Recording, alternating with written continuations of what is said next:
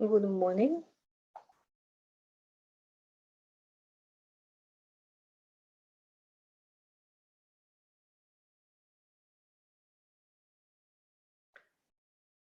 Okay, the students are coming. Great. I'm glad to see you.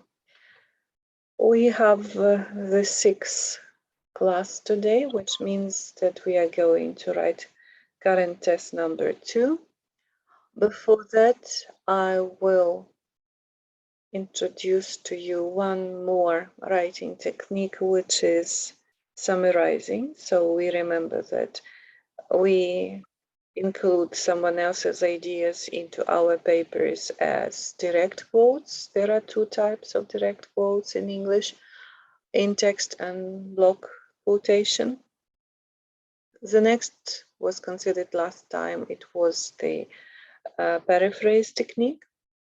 And for larger pieces of material that we might need to refer to in our papers, there is another technique, which is summarizing. This will be the focus of today's class before I tell you the password to the quiz. So if you remember, I told you that peer assessment in 4B and 6A would count as 2 points in this test. This is why for the activities in current test 2, you only get 6 points, because 2 more points will be included into the peer assessment. And as we have considered direct quotation and paraphrasing, the 2 points that will be checked as part of today's quiz, today's current test, are a sandwich, quote sandwich in 4B, and the definition, paraphrase definition, in 6A. 6A was included in the previous class, so that today you are prepared with the activity and do not spend too much time. Please remember that quiz closes after your class, and then it will be reopened for the group that studies on Thursday. And after that, the correct answers will be available. So let me share my screen. Let me check where we are. And see the outline for today's lesson. The class, as always I'm trying to do so, includes some video instruction. You will watch it on your own, how to summarize a text. I also included the presentation here, summary writing, which we are going to consider. It is based on a text from the textbook by Tatiana Yakhantova. And the text which is summarized there is one example made by a student. It is not perfect. It is just the illustration of the approach, how to step by step develop a summary. Also, here you see some reading in this class focused on summarizing and examples of summaries. And then the homework, which is checking the punctuation, the third portion of punctuation rules, and writing summaries. It closes in a week. So please note that you have this as the home assignment for this week. Then there is another page here for the home assignment, where the recommended activities are listed. And also there is a bonus activity. If someone lacks some points, you can surf the page and find bonus activities and try to do them in order to reach the desired grade. So I need to also draw your attention to this presentation on APA versus MLA. These refer to the most often used documentation styles. If for your professional purposes you used APA before, because it is, to my knowledge, is the documentation style used by the researchers in social sciences and social work and some other related fields. We still need to know how MLA differs, so this presentation focuses on these differences. And there are a couple of questions in current test 2 here, where you need to check whether it is MLA or not. So it is not a must to know the arrangement of items in APA, but by this moment you should be confident about MLA and recognize that it is not MLA if something is not where it is expected or some information is missing. And also this quiz, this test will check your knowledge on paraphrasing and definition. And it will be open 40 minutes since the moment when you start. But before we do so, let's focus on this summarizing presentation, summary writing.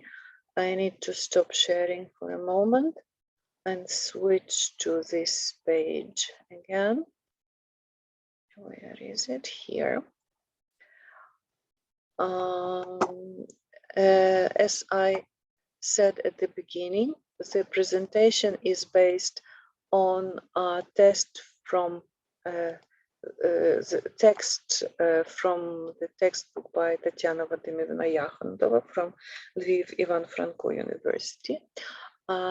This book is available in our library. However, you can also find it online. Someone made the copy and put it as SlideShare document, but Tatiana Vladimirovna said that she would not claim the copyright violation unless the material is used strictly in educational purposes. So please be aware that even if the material exists online, you should be careful when you deal with this material. So now the summary. The definition of a summary is this. It should be a shortened version of a text that gives the most important information of ideas of the text. If you remember our diagrams from the previous classes when we started considering the quoting and then again when we discussed paraphrasing, we said that this is a shortened version. So probably summary is the shortest one, the smallest in size. For example, if you are summarizing an article, it can be up to 30% of the original size. If you are summarizing a book, it can be 10%. If you open a book and turn to the second page after the title page, you would see a summary, and it would probably be 1 or 2 paragraphs about the main ideas of the book. So let's look at the summarizing in more detail. One important thing that you need to note is that you need to spot the main idea and put it in your own words.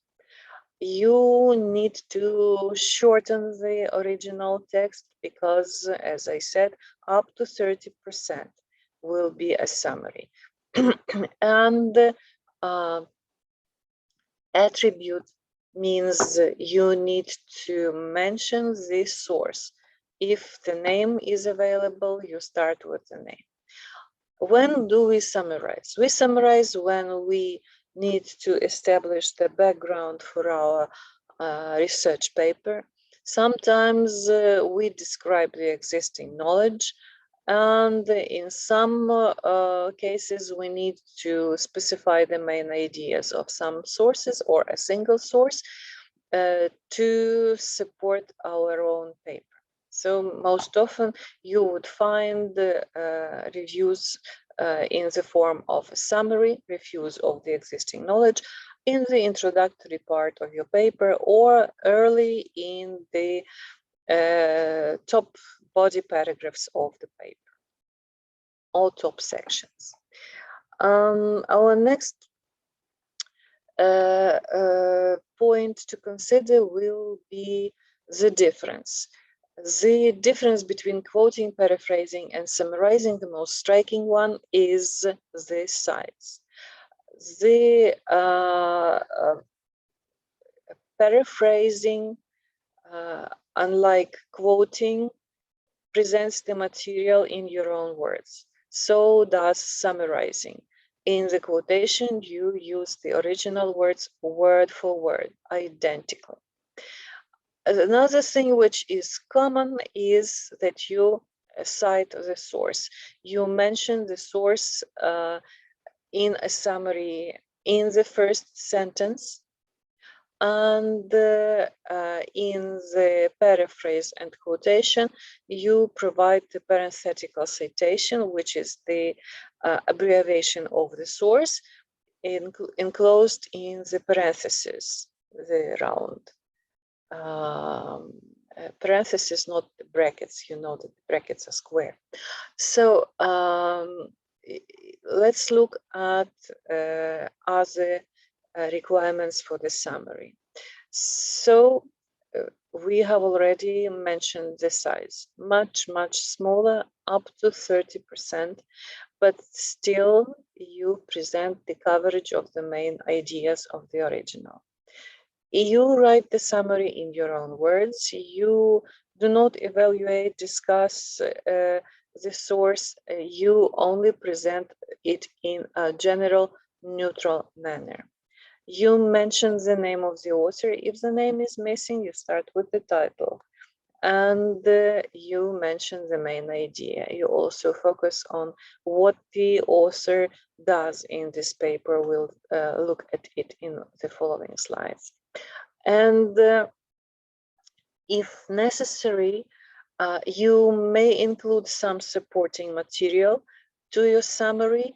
You remember that transitions help to follow from one sentence to another, and you remember about the size. The algorithm for summarizing is this. We need to look through the piece of text that we are discussing from beginning to end to decide what is the author's purpose and the main idea.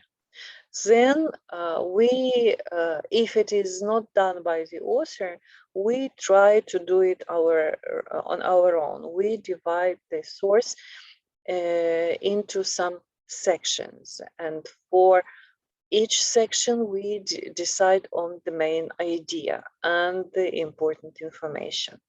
Next, if it is our own copy of the source, we may use the marker to highlight the main information. That can be either the expressions or keywords. And finally, we come to the writing process. For each of the sections, we try to develop one sentence summarizing the main idea of that section. And we spot the key details for those sessions too. When you compose all of your sentences together, probably you will decide to remove some of them as not important from the point of view of the general idea of the whole text. But still, you remember about the name of the author, the title of the paper, and the main idea. The transitional expressions will help both you and the reader to make logical connections between the sentences. And finally, when you compose this piece of writing, you reread it, and while reading again, you edit, make it smooth, edible, balanced, and clear for the further usage. Most often, summaries written to stand on their own. Sometimes they are written to be included as part preceding the article published in a different language. Most often they stand, as we mentioned before, as the abstracts in the beginning of the book, so the reader has the idea whether they want to buy this book or not. And here we need to look at the connection devices, because it is important for the reader to understand the relationship between the sentences that you offer. So you start with mentioning the author, and while writing the summary, you may either write the author's surname, not the first name, please, or simply writing the word the author, but try to alternate those, because the writing will be dull if you keep one and the same pattern all the time. And focus on what the author does in each of the steps of your summary. Argues, believes, claims, describes, and so on. Continues, goes on to say, further states, concludes, and for this purpose, to make it more logical, you will be using logical connectors, either simple ones further also in addition, or more complicated on the one hand, on the other hand, and so on. The reporting words were already mentioned in one of our previous classes when we discussed quoting. Here you see a reminder, and probably you will find some new words. They are not alphabetically ordered here in this slide, but they will probably be helpful when you are writing your own summary. Sometimes you include a summary into conference proposal when you submit your topic for the publication, and for the conference committee to decide whether your topic is valuable or not. They should read your summary and decide whether it fits their general topic or not. This is why summary is a very important part of the academic skills development. Now let's look at the text included in Tatiana Yakhontova's textbook, The Keys to a Civil Society, Diversity, Tolerance, Respect, Consensus by Damon Anderson. We are not going to read this text from beginning to end. You are able to read it on your own. And you probably remember, we mentioned that when we discussed public speaking topics, that if there is a slide with the text and the speaker, the presenter, tries to read the text, he or she will annoy the audience, because the speaking skill and the speaking speed and the reading speed are different. You read much faster than you speak. So when you start reading, the voice that goes over the text will just be a distraction. So try to avoid that. Now, I'm not reading it because, as I said, you are able to read it on your own. Another point is that we are focusing on it just graphically and from the point of view of the main steps of writing a summary. You see that this is a 5-paragraph essay. And what we are going to do is to look at the key vocabulary, because it is already divided into sections. That was our first one of the first steps. Probably it is easy to define the main idea because it is mentioned in the title of this piece, The Keys to a Civil Society. So probably the author discusses how to develop a civil society under the globalization changes in the world. So the key vocabulary for each section are marked here in yellow, and these expressions and words are used to further develop an outline of this text. So for each section, you see that the first paragraph discusses the conditions and consequences of globalization, both having some subpoints here. We may avoid such detailization if it is okay, but sometimes it will be necessary to develop subpoints because it will be then easier for us to formulate our sentences when we develop the summary. The second paragraph discusses the perception of diversity from the point of view of people, economics, and culture.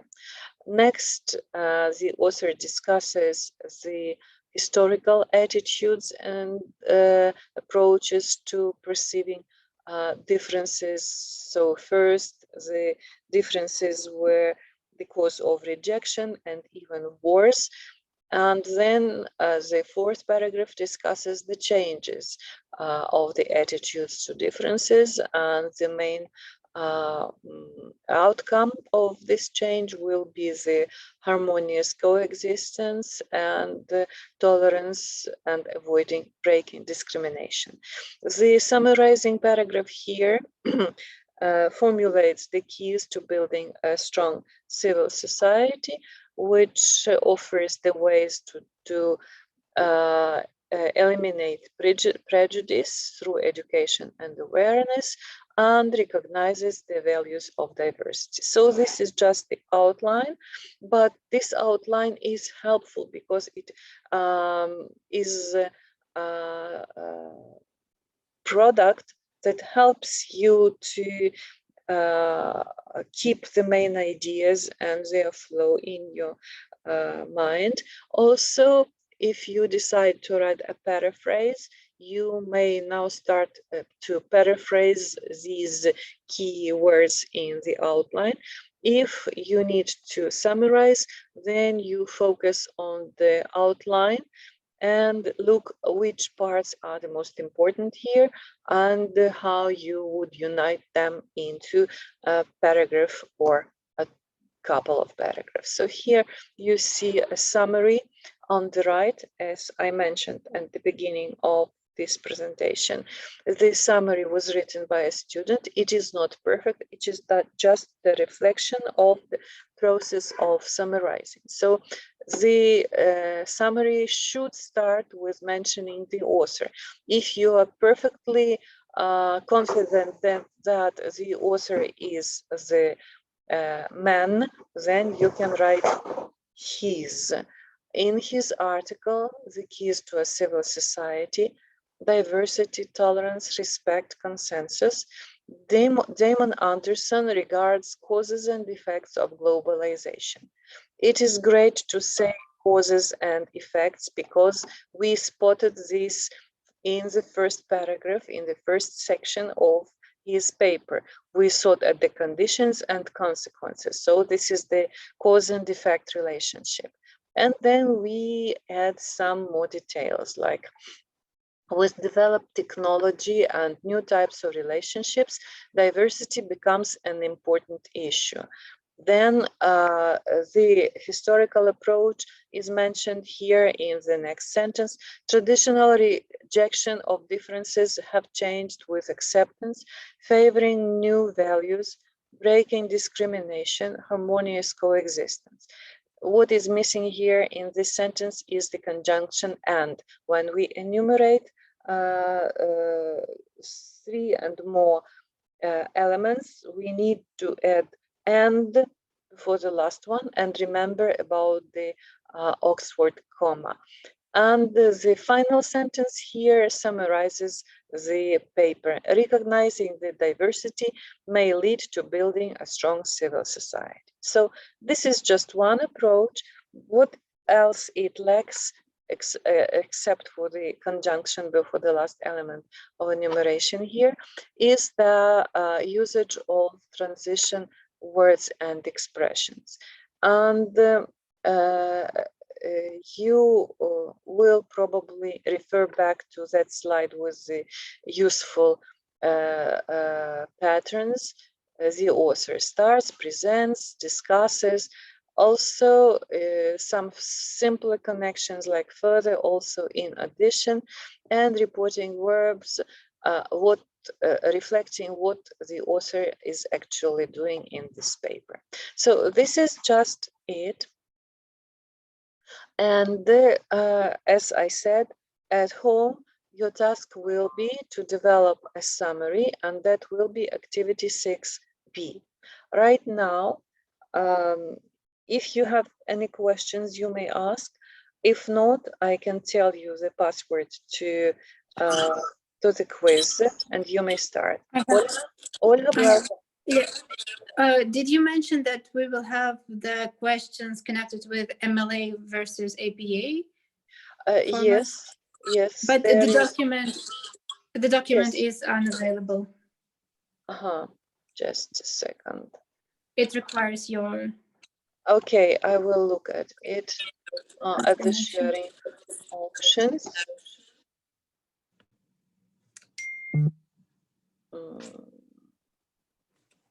Okay, I will share it with anyone.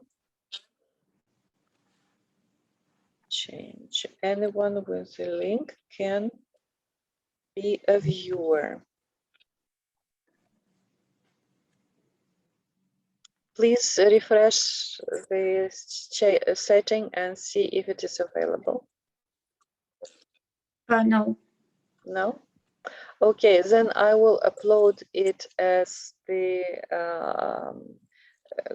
Google document and refresh the link just right now, and you will be able to access it.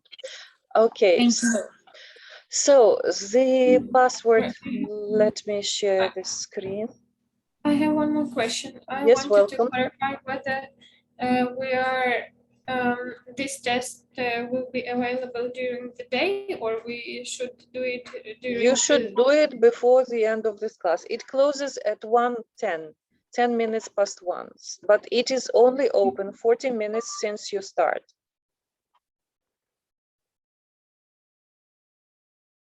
Other questions?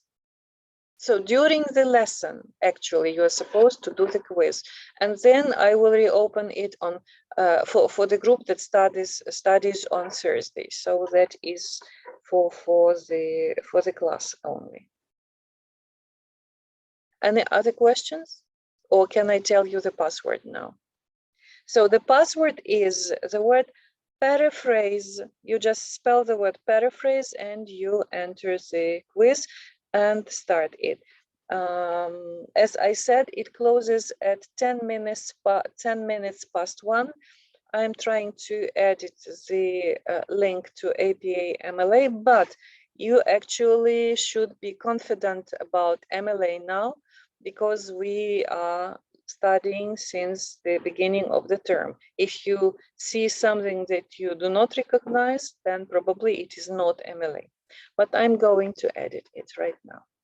Okay, you may switch to DistedU. I'm disconnecting here in Zoom, and see you next week in our class. Goodbye. Goodbye. Bye-bye.